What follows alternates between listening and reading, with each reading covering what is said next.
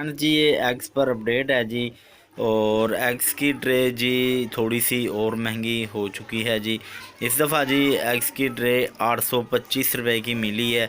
एक ट्रे में जी 30 अंडे होते हैं जी। 825 को अगर आप तकसीम करें 30 से तो एक अंडा फ्रेंड्स आपको 27.5 रुपये का पड़ रहा है। और सेल ये 29 रुपये का होगा अब, लेकिन अभी भी हम 28 रुपये का सेल कर देते हैं और 29 का भी दे देते हैं, 30 का भी दे देते हैं किसी को। तो बाकी ये है कि 28, 29, 30 दोनों ही बारे में कोई इसमें ठगी वाली बात नहीं है, ठीक है। 28 का सेल करो फिर भी ठीक, 29 का सेल करो फिर भी ठीक, 30 का सेल करो फिर भी ठीक। 28 के सेल में तो कुछ भी नहीं बचता, आपके शॉपर के पैसे भी नहीं पूरे होते। बाकी एक 29 की सेल में चलो ठीक है।